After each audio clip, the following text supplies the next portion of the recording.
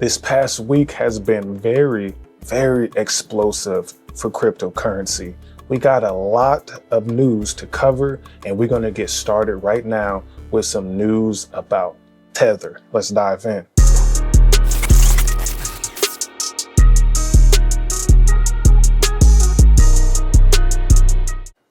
Tether unveils USAT as US dollar-backed rival to stablecoin USDT. So Tether, which is the leading stablecoin that has a lot of scrutiny, right, about its reserves and some of its activities. However, Tether is the number one stablecoin with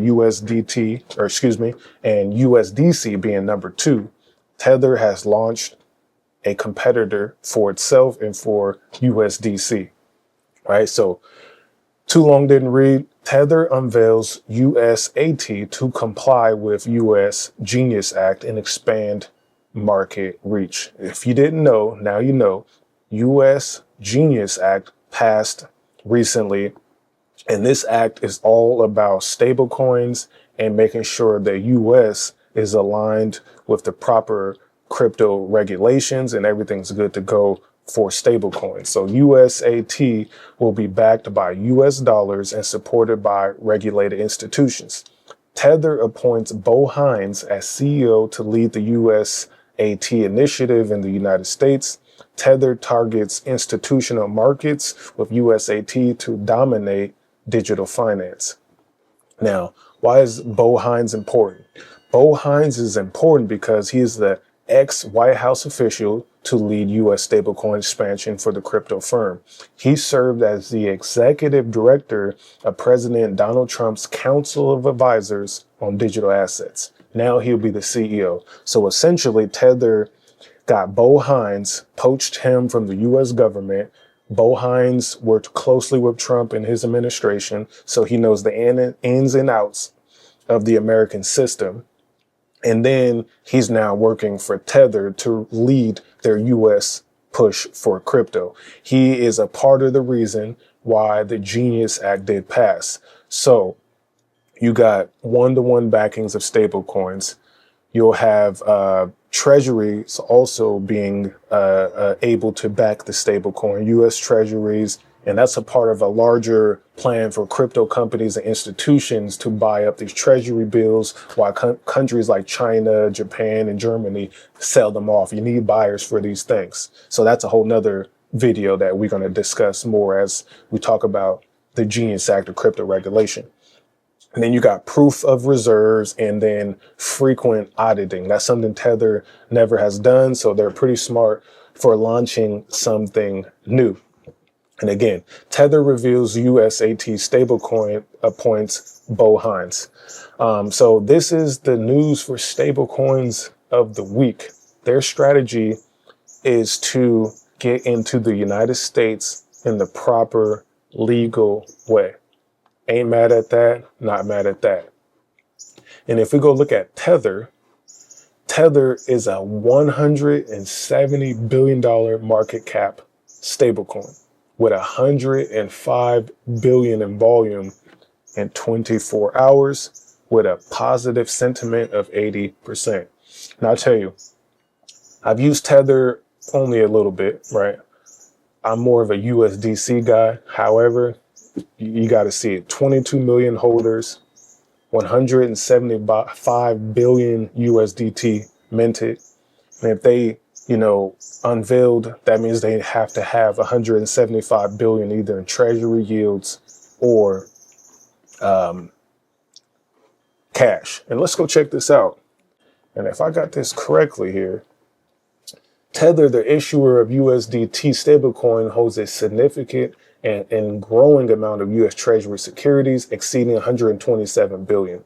So they have, according to Google AI, right? Cointelegraph is also saying the same thing, 127 billion, surpassing Korea. Okay. That's a whole lot of treasuries. And again, why is that important? Right here, 175 billion USDT, and they have 127 billion stablecoins treasuries. So that doesn't fully, right? It doesn't fully suffice for the United States. They want one-to-one backing. However, if they're passing countries up in treasury yields, that's impressive. So imagine this. You have $127 billion in treasuries and you're earning 4% on them. That's a lot of revenue. That's all I have to say there. Let me know what y'all think about the new play by Tether. Now, the next big news we have is this here. Gemini, the Winklevoss's crypto exchange, pops more than 14% in NASDAQ debut. So a few days ago, the Winklevoss twins, these are Bitcoin OGs. They were part of the beginning stages of Facebook. So these are billionaire twin brothers. They have launched Gemini in, I believe, 2012. And now they're going public. This is another trend of crypto companies going public. So the company also offers US dollar-backed stablecoins, credit cards with a crypto-backed rewards program, and custody services for institutions. And they primarily operate as a cryptocurrency exchange. They was founded in 2014, holding $21 billion of assets. Right, so they got revenue streams. They're a Coinbase competitor. They're a Kraken competitor, and they're also a Binance competitor. And I have tried this platform out once a few years ago. So another company that is out here launching in the stock market. We are in IPO season. IPO season means markets are bullish. Now let's hit our final piece of news. We have this here, Chainlink, right? Chainlink cements 62% dominance after inking major POLYMARKET deal to supercharge prediction market accuracy. By integrating Chainlink, the Oracle network commands over 60% of the market. POLYMARKET is cementing its prediction not as a mere speculation, but as outcomes verified by secure real-world data. If you don't know what POLYMARKET is, here's what the site looks like. You can bet on all kind of different things. Essentially, it's a new form of gambling, right? They call it predictions, but you're gambling. Fed decision in September, you got 50 basis points, 7% yes, 25 basis points, 91%. So people are thinking that it's going to be a 25. New York City mayoral election, Zoran Mamdani, 81%, Cuomo 17, right? Emmys, drama, you got the Eagles versus the Chiefs, Yankees, the Red Sox, sports. They're betting on everything. Everything is on POLYMARKETs. Predictions, breaking, politics, sports, geopolitics, text culture. You can basically bet on anything, and they're making a lot of money for it. So Chainlink comes in, and they're going to make sure the data is better. Chainlink has deepened its grip on the Oracle market, announcing the partnership, right? POLYMARKET has integrated Chainlink's data streams and automation services into its solution process with the system now live on POLYMARKET.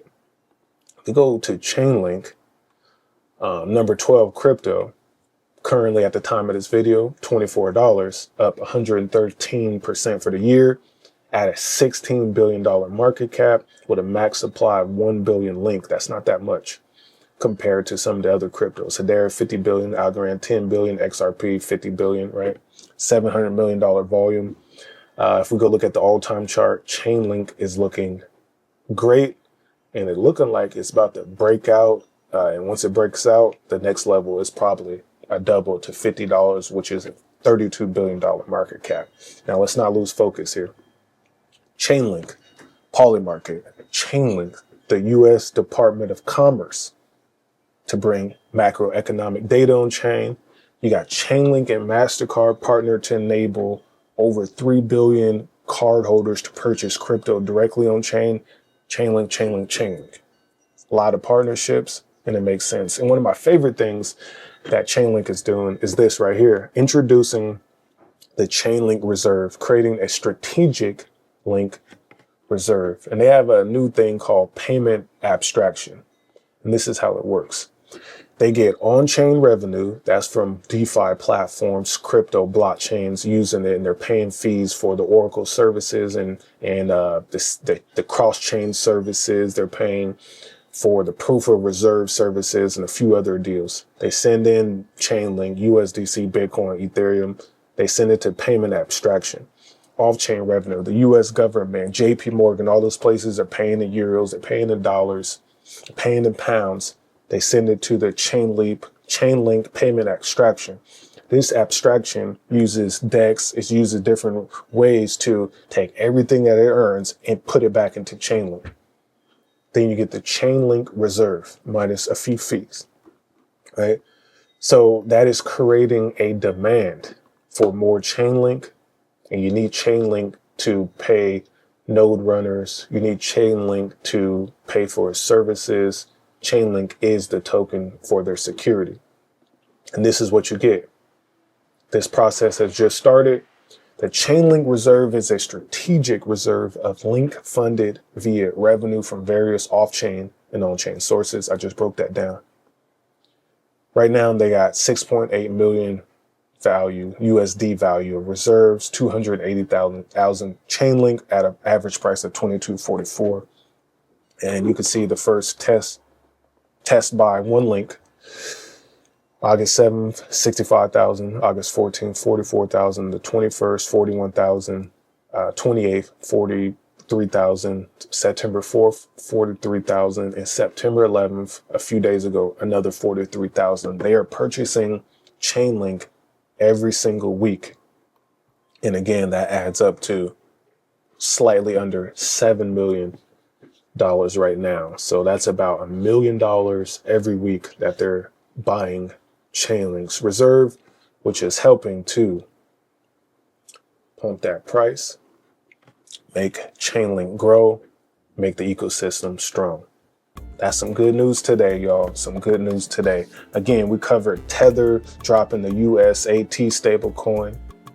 We got Gemini IPO, Chainlink and POLYMARKET collaboration partnership for some of the biggest news in crypto we had in the last week. Make sure you hit that like button. Make sure you subscribe, and I'll see you in the next video. Peace. Passive income. Gold in my dental. Thank God for my mental. Investor fundamentals. Told my girl it was simple.